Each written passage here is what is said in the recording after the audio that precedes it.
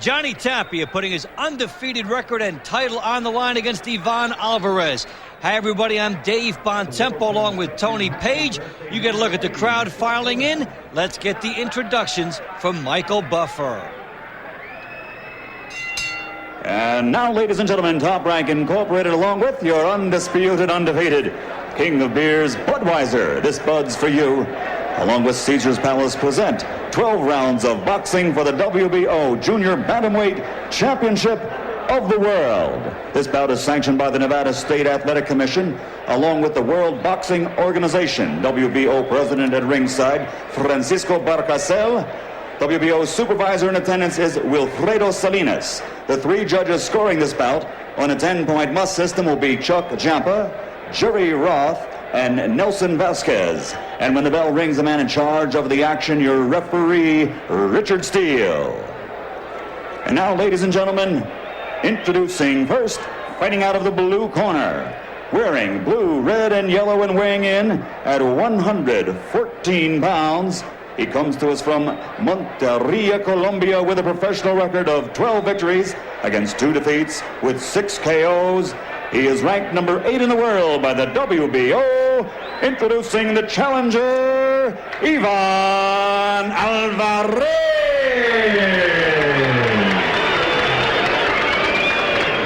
And the opponent across the ring, fighting out of the red corner, wearing the blue and black and weighing in at an even 115 pounds. His professional record, 35-0 with 2 draws, 21 KOs. He comes to us from Albuquerque, New Mexico.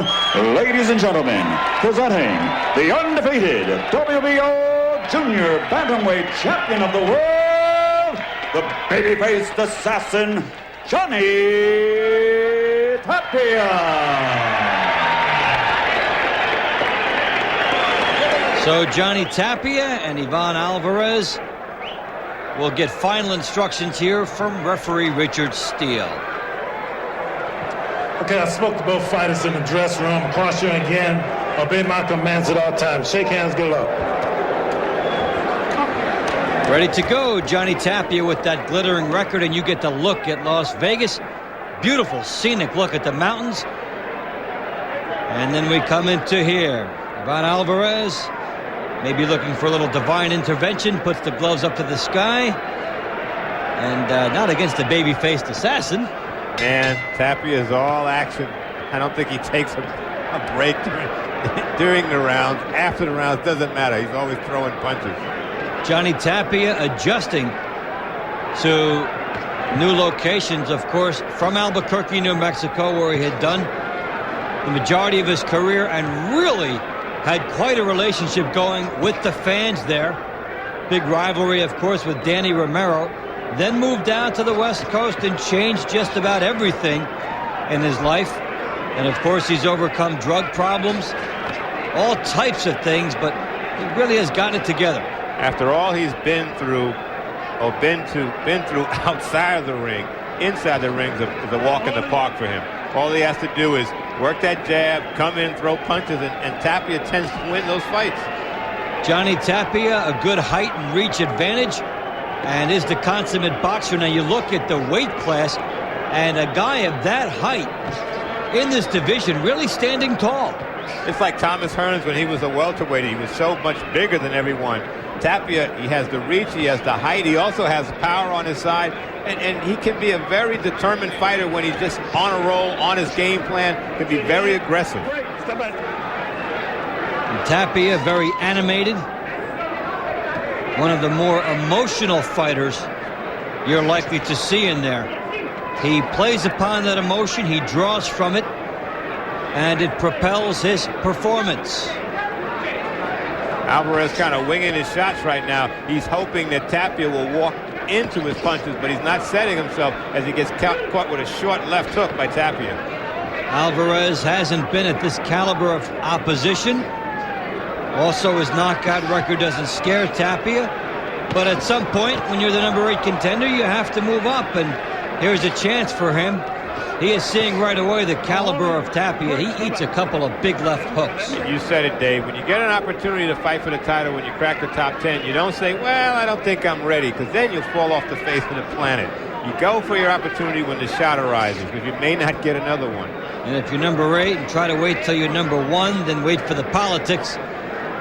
You have waited quite a long time and your career may go by. Tapia just misses with the right hand and the left hook comes underneath.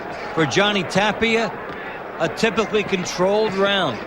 Very much in control, Dave. He sees the punches coming and you get Tapia upset. He drops his hands. We've seen it many times. He'll come running in just to throw punches. Talked about the emotional effects that Johnny Tapia draws from. And this fight promises to be more of the same. But the opening round of this championship contest, very good for the champion, Johnny Tapia.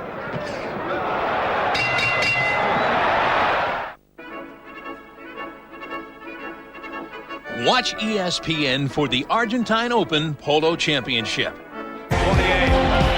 Barr looks inside. Hits Freeman. Antonio Freeman puts the Packers ahead further.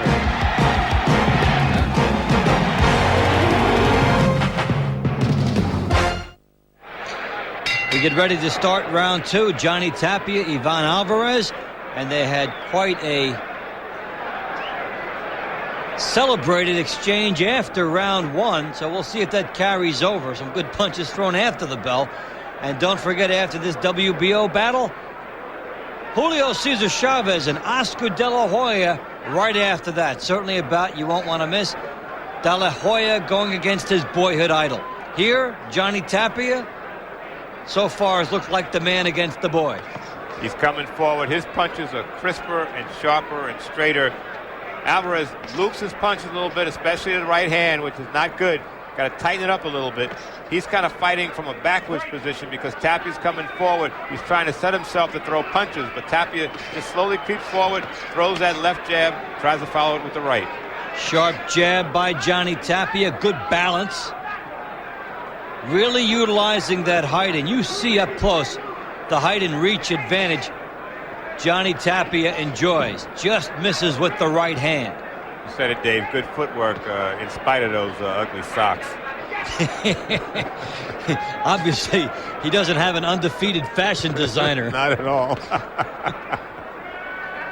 If you're going to do that, go with no socks. That's right. Maybe that's why Tyson did. Maybe they gave him socks like that, and he said no. He didn't care for those. So Johnny Tapia using the ring wisely. Tony really cutting it off nicely. And he's doing it fast. Remember, the lower weight classes, there's always a lot of speed. These guys, you seem to start at a higher speed level and keep it going. Tapia's coming forward, cutting it off, and then throwing the punches. He's not letting Alvarez get set. Alvarez bouncing up a lot, but can't seem to get the rhythm of Tapia. Tapia right in his face, but at the distance he wants. Now some tying up, and you can get to Johnny Tapia that way. You have to throw punches, though. Throw that left right down the middle, follow with the right, see what happens. There's the shoulder of Alvarez as Tapia turned. Tapia's the one throwing straight punches. Alvarez has a little hitch in his punches. Lefts and rights are coming around instead of straight down the middle. And the reason for that is the height and reach advantage of Tapia. Alvarez's punches have to travel the overland route, so to speak. And they tend to lose a little bit of power when you take that longer route. That's one of those subtle benefits of having that reach and making your opponent work so hard to get his punches in.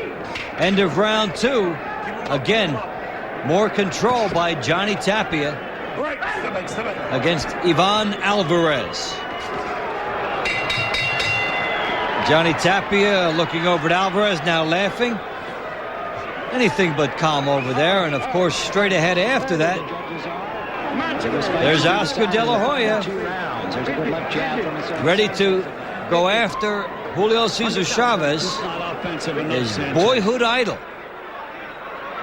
And he's being outpatiented by Morales. Doesn't look like he's got a fight coming up. Very calm.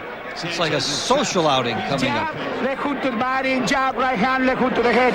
Use all your combinations. This kid is already falling to pieces. You see how he's breathing heavy? That's all. Un traguito, un traguito. Oh, yeah. Brinco, brinco. Vamos. ánimo. Ivan Alvarez getting some instructions. You heard of Tapia's from Miguel Diaz. I think he summarized it pretty well, Tony. This kid might be ready to fall apart. You're on top of him. I think he realizes this is a big step up in fighting Johnny Tapia, a world-class athlete at 115 pounds. And he hasn't figured out how to get inside, how to do some damage. He's not a big knockout puncher, Alvarez. 6 knockouts, so he's got to be busy, got to out-hustle Tapia, and I think that's easier said than done. And sometimes the power Tony mentioned and some other experience skills are what separate a number 8 contender, say, from a number 1. But the champions will tell you every fight is risky. There's nothing easy, and you see Johnny Tapia really cranking those left hooks. His punches have a purpose. He's going to the body, going to the head. When you watch Alvarez, his problem is he starts to look down and just throw punches hoping they hit something. And you can't fight like that. You have to have a purpose when you throw your punches, be it a jab to the head or a left to the ribs. And the quickness of Alvarez allowing him not to get caught with some big Tapia bombs here. And Tapia following the prescription that if you have the experience, don't even let the other guy in the fight. Tapia is keeping the pace up. He's planting his feet, trying to throw some heavier shots. Alvarez keeps moving, trying to stay away from Tapia. See as Tapia slowly comes forward. Alvarez does nothing to counter that. No punches to pop Tapia, who's coming toward you. Tapia well in control with the jab. Good head movement. Couldn't cut off the ring, so he got the right hand there first on Alvarez. Tapia is following him now, Tony, rather than cutting it off. And here we have Alvarez letting Tapia come toward him. It seems like it's almost a fear factor because if you set your feet and your man comes towards you, you can pop him, you can push him back just with your power. Alvarez just seems to be trying to get away from Tapia to see if he can maybe get further enough away from him to set himself, but Tapia is not letting that happen. Alvarez is hoping he can settle into some type of fight plan. This is a big step for him, and we've seen other occasions where for the unknown fighter coming in to an arena which the fans are rooting for the other guy is well known, it takes a while to adjust. And I notice Alvarez keeps showing his mouthpiece, which means his mouth is open, he's sucking in wind already, and he's getting hit by Tapia's punches. He's being forced to follow a much quicker pace than he would have liked, and it's a discovery for many fighters when you go up against a champion and find out why the guy is a champion indeed. And Johnny Tapia has been true to form. We start round 4. Johnny Tapia all over Ivan Alvarez in this title defense. Tapia showing his experience and his ring generalship, the fact he's been in some pressure situations, and as the numbers will show, he is all over Alvarez thus far. More than double the punches landed. Alvarez credited with throwing more. That's a little bit of a surprising number. And for Tapia, certainly the connect percentage is higher. What it's really saying is he's missing an awful lot of punches. He is throwing at air. And here's an example of Alvarez missing. Reminds me when Hector Camacho fought Felix Trinidad. He threw so many punches, but he didn't hit anything because he couldn't get close enough. And that's what I think it is with Alvarez. He's afraid to get a little closer because he's going to get caught. You see a few fights like that, like Tony mentioned, and also Santos Cardona, Pernell Whitaker set a record for missing punches. And what leads that sometimes is you're firing those punches from longer range out of fear. Because you're thinking, the last fight I had, all these were landing. What happened? Well, you step up and you're facing somebody who's a little bit better than you are. And your last fight, you were in the same ring as the guy when you threw them. You're throwing them from way far away. Tapia turns southpaw for just a quick minute. There he is. No need to do that for Tapia here, except for the fact that He wanted to experiment. Now some quick shots coming back. Well, he's landing with that experiment. Yeah, the right hook is right there. Instead of being a straight punch, it's now a lead shot. Interesting that Tapia chose this fight to try this. What if you're Alvarez? I mean, I'm not doing too well with him fighting orthodox. Now he's going to turn southpaw? Alvarez, you're thinking, what is he doing? Adjusting to himself? Tapia just giving Alvarez another little headache to worry about here. Like fighting Mike Tyson, he decides to turn southpaw. Now what do I do? I think I would welcome it. You've got to figure that it's not his best because he didn't come out with it. Right. Now, if you're Alvarez, this is your opportunity to gamble. The right-hand lead is open. Oh, yeah, right down the middle, but he's standing in front of him, but there's a jab. Not throwing enough of them. Well, what do you know, too? I think sometimes you change the outlook of a fighter when you switch for no reason. The other fighter may start to think he's doing something. Right. Tapia comes on here. Johnny Tapia doing what he wants with Ivan Alvarez through the first 4 rounds of this bout.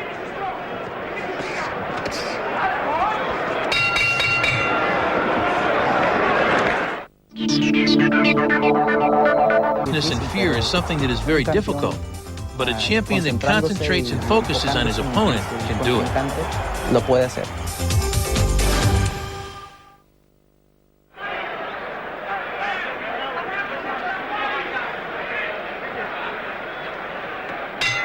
Johnny Tapia breathing deeply, coming out, setting a strong pace against Ivan Alvarez.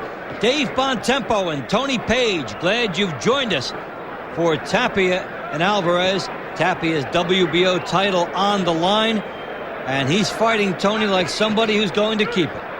He's very confident, very controlled, and it's funny, earlier in the fight when the round would end, he'd stare at Alvarez and Alvarez would stare back at him. Now he's staring at Alvarez. Alvarez turns his back and Tapia starts laughing like he knows he's got this in the bag.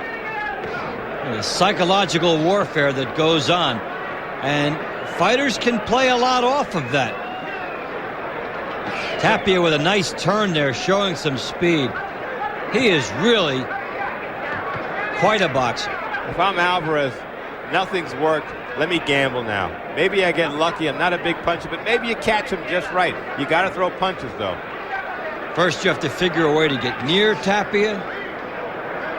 And then when you get inside, you've been paying a price. It's a terrible situation for a fighter to find himself in. Plus, you look at their upper bodies. Tapia looks much stronger. I think Alvarez is trying to lay a trap, but he's the bait. So it doesn't work either way. When you don't have the knockout record, don't lay traps. No. Halfway through round 5. Don't forget the De La Hoya and Chavez up next. Widely anticipated battle.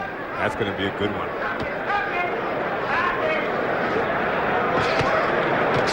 Look at Tapia just controlling himself, keeping his hands low, because I guess he doesn't really respect Alvarez. But when he brings his punches up, starts working, he's trying to find a range with that right hand. He's missed a couple of times. He knows he can catch him with the left. Now he's trying to bring the right over the top.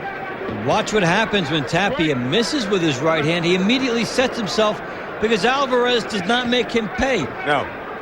That left hook is begging to be thrown when Tapia misses with the right hand, or a right hand counter by Alvarez, but he can't get there fast enough. There you see Johnny Tapia with the waving of the glove, and that's what he used in Albuquerque to implore the crowd to go with him. Sort of a Johnny Maestro act. He was the musical director. But this is not the same type of crowd. He's very much a solo artist right here. He just certainly has to keep is. Throwing punches. He's giving the concert.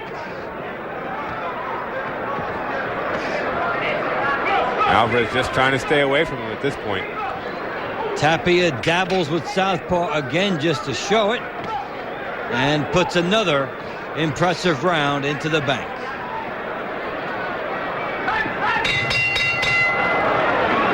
Races in front of an expectant home crowd. Catch all the action on the next edition of SportsCenter International.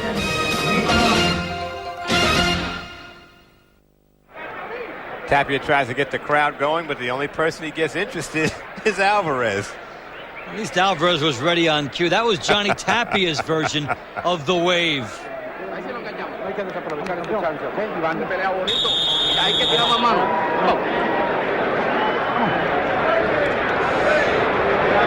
Johnny Tapia unfurling a textbook dominance through 5 rounds against Ivan Alvarez, showing his championship credentials. Let's take a look at the numbers which bear that out. Now it's almost double landed, and Alvarez still credited with throwing more. And the anemic percentage, 25%, says it all. Tapia landing twice as much as Alvarez. Alvarez is, I guess if you move your arm, it's counted as an attempt, but it's not coming close to landing. Right now, after 5, I have Tapia shutout, 50-45. A shutout and just about a no-hitter. Oh, yeah. At this point, Tapia, according to the numbers, throwing less but landing much more. And the dominance has looked even to be bigger than 2-1 in the punches landed. When you look at the power shots, which is another indicator, Tapia has landed all the meaningful blows. And Alvarez's legs are gone wider, which he's not trying to get power. I think he's tiring, and that doesn't bode well for him, especially if Tapia rushes in, because Alvarez won't be able to get away. This is the classic definition of what fighters envision when they're told they have an optional defense, which is the number 8 contender in this case. You have to fight the number 1 contender about every 9 months to a year, and if that is satisfied, then you can pick your opponents.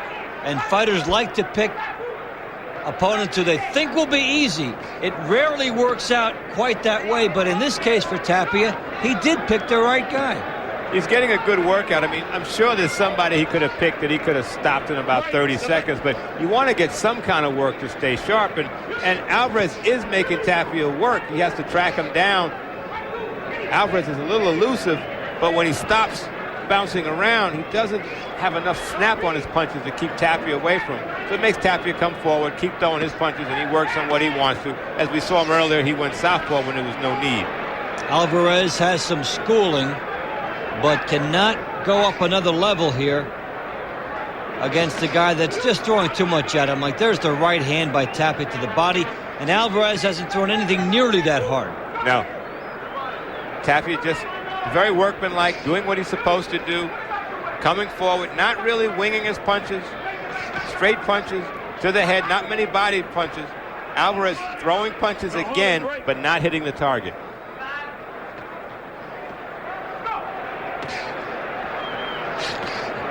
To play off a boxing phrase, Alvarez missing with punches and bunches. And Tapia with a nice right hand and the double jab before that, and Johnny Tapia continues to dominate this fight.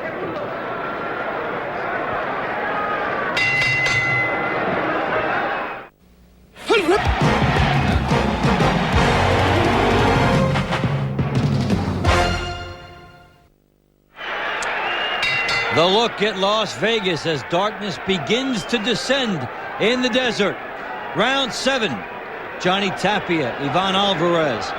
This is Dave Bontempo along with Tony Page. Glad you've joined us. And of course, up next, Ultimate Glory, Julio Cesar Chavez and Oscar De La Hoya. Here it is Tapia doing a number on Alvarez. He landed some good shots to Alvarez's head, seemed to slow him up just for a second as he went into the ropes. I think Tapia knows he has him. He just has to track him down. And you rarely see Johnny Tapia waste opportunities or fight with anything less than full intensity. Tapia's been controlled, has not been wild. Very workmanlike, going after his opponent, giving a little bit of angles, very subtle, steps back just a little bit so we get a good look at Alvarez to see where he's going, what he's set up to throw, and then Tapia deals with it.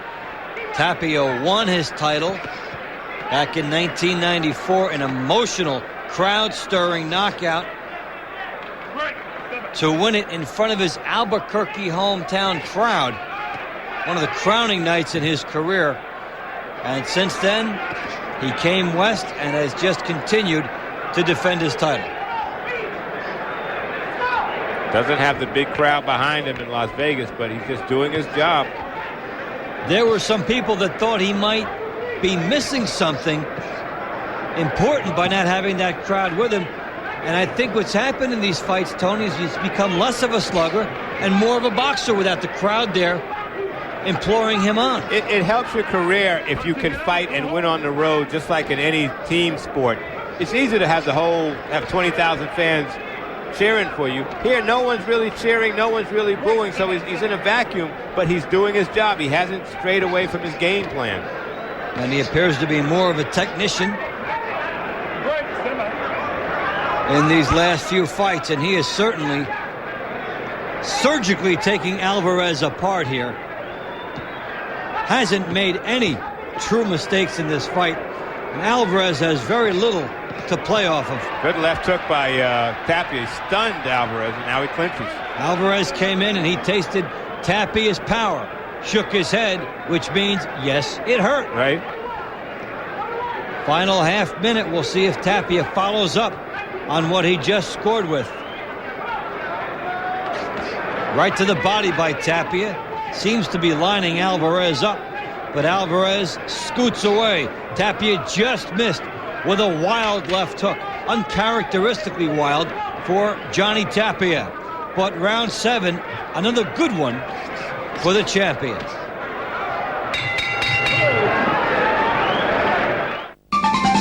Robinson.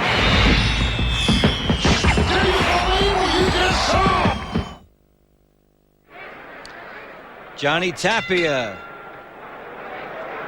doing a veteran's number here on Ivan Alvarez right before Oscar De La Hoya and Julio Cesar Chavez collide in ultimate glory. This has been glory for Johnny Tapia, and it has been one-sided glory. Tapia's done what he had to do. He's been very effective, hasn't gotten hurt, stunned his man in the last round a little bit. He's just been right in front of him, throwing punches, went southpaw a little bit, but he's been effective the whole fight. He's winning I got it a shutout, 70-63 for Tapia. Johnny Tapia has made it look very easy because of his reach, because of his speed, and his relentless pressure. Cutting off the ring now from Alvarez. Yeah, wasn't doing that earlier. Now, and the way you do it, watch Johnny Tapia. He'll need to step to his right quickly, and then he gets in Alvarez's face.